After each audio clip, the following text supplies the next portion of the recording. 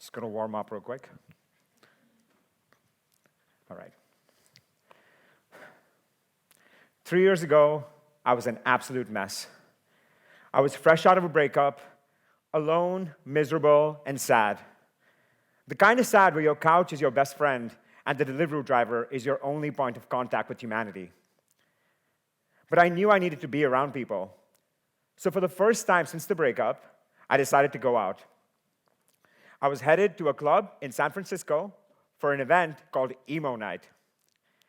Now, I've loved emotional or emo music since I was an angsty teenager. Green Day, Fall Out Boy, Linkin Park, the whole scene. As an adult, though, I'd always felt a bit weird about it.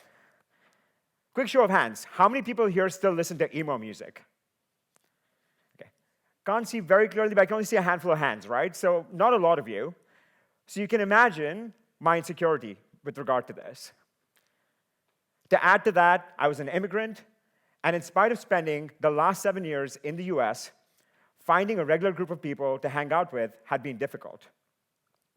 But that night was going to be different. I needed to find my people. So the first time I went there, I stayed in the shadows, singing along quietly. But that's not very much like me. I'm an extrovert, if you guys couldn't tell. So the following month, when I went for the second time, I got a little closer to the stage. One of the regulars saw me singing along and pulled me up on stage. And for the next 3 minutes, I was completely, unapologetically myself, singing every word to I'm Just a Kid by Simple Plan. I'm just a kid and our life is a nightmare. I know, it's very emo. When I came down from the stage, a stranger that would eventually become a friend said to me, "That was amazing, dude." That felt cathartic. I felt seen and accepted. My relationship status, my nationality, even my dancing style, none of that mattered. I became a monthly regular at that club, and those people became my community. After that night, the benefits of community were clear to me. Community offers a sense of regularity and certainty. It also offers a space to share resources, joy, and trauma. In fact, American activist Grace Lee Boggs once said, "Building community is to the collective as spiritual practice is to the individual." That club in San Francisco became my place of spiritual practice, even if my neck hurt sometimes the next day. And these physical spaces where community actually happens are called third places. So your first place is home, your second place is work, or for some of you, school, and your third place is any place outside these two where you can neutrally meet other people. Think gyms, parks, pubs, libraries, cafes. Third places thrive on conversation being the main activity. Regulars in these places offer a welcoming presence and make you feel like you belong, regardless of your background. And third places also help you build a shared identity and mutual support. And when you have all of that, it positively impacts your physical and psychological well-being. Sounds like a pretty great deal, right? Well, except traditional third places are facing some serious challenges.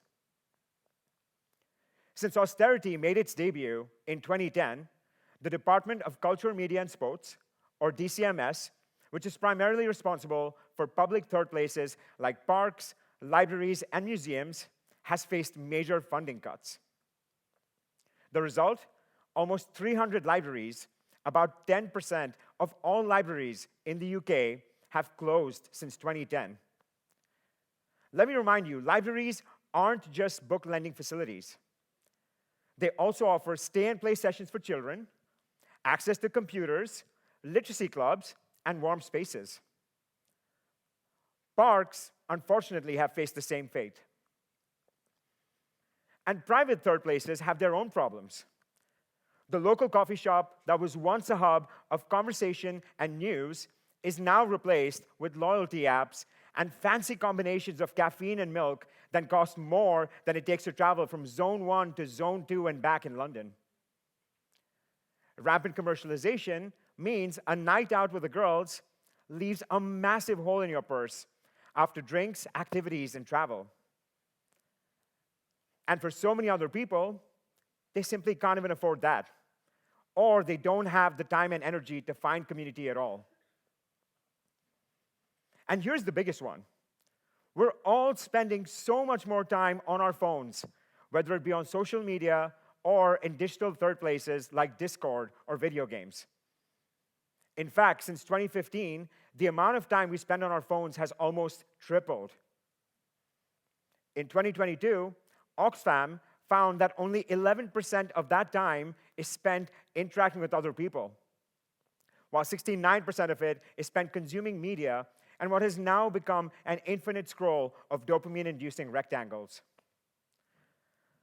And this has been made worse by the meteoric rise of AI chatbots, which are being pushed out like the hottest new Christmas toy by every major tech company.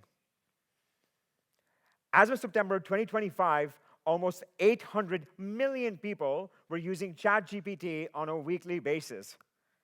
That's almost 10% of the world's population spending anywhere between minutes to hours using these apps. So I'm going to try my best to look, but let me ask you guys another question. How many people here have used an AI chatbot this past week? Yeah, I see pretty much every hand up, right? So that's not the best, right? So what does permission to change look like in this situation? At a macro level, in the UK, in the next 5 years, private and government investment in AI will be more than £100 billion. Do you guys remember DCMS? We talked about it earlier. DCMS is really close for the same period. £3 billion. Really close. So, clearly, the systems we have in place are prioritizing productivity and efficiency over human connection. Now, I do not claim to have a solution for bureaucratic austerity or ultra-capitalist greed. What I can do is share my personal experiences and research with you. And here's what I found. Despite spending 8 years working at some of the biggest technology companies in Silicon Valley, I never truly found that regular sense of community. During that time, I was working insane hours, and even when I did have free time, I never really found a physical place where I could be a regular. Even the ones I did find were either too far away or not affordable enough for me to be a frequent visitor.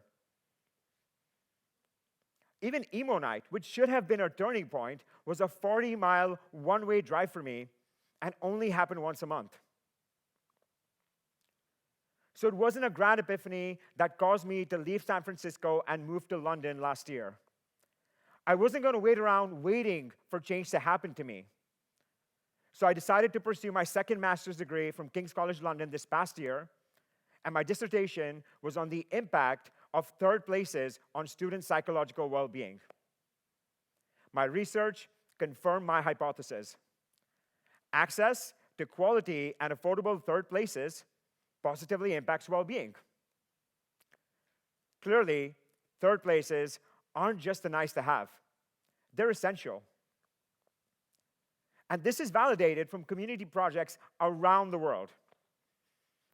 In Japan, Gifu City created Mina no Mori, a library and community hub that literally translates to everybody's forest. Its architecture was purposely designed to bring citizens together and make friendships. How cute is that? For over a decade now, these citizens have enjoyed these free facilities that offer activities to people of all ages and backgrounds. Let's look at Medellin, Colombia, where the city's mayor invested 40% of the city's budget into building library parks in the most violent neighborhoods. Citizens were involved in every phase, from planning to construction. And these were more than just library parks.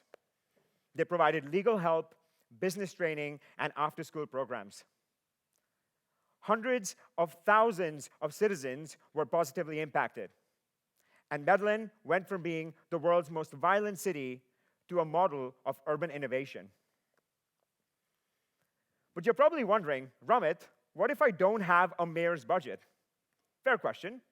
Well, 3 law students in India built Bansa Community Library during COVID in a temple that allowed them to use 2 rooms. Today, Bansa has 2,100 members, 100 daily visitors, and remains open 24/7 for students and migrant workers. On that note, here in the UK, after graduating, I started Comfy, Community for You, which is a marketplace for community, where we're bringing together people, programs, and places on one platform. Our goal is simple. We want to make it easier to find and build community together. But you don't have to be an entrepreneur to make change. Permission to change can be much simpler than that. So if you would like to be a champion of community, here's a simple ethos to keep in mind. To reclaim connection, we need to move from interactions that are transactional to ones that are more co-created. While systemic change is necessary, we do not need to wait for permission to preserve our existing community spaces or develop new ones. So, I leave you guys with a challenge for you this week. Not a lot left in this week, so maybe next week. Give yourself permission to do something mundane, like saying hi to your neighbor. Hi there. Give yourself permission to be inconvenienced by being a regular somewhere or hosting a potluck. Very timely. Give yourself permission to build the communities that you wish existed. And if you're feeling really ambitious, go talk to your local council, and you'll be surprised by how many opportunities exist for them to foster community. Because in the age of AI, we need more community. And that begins with you. Thank you.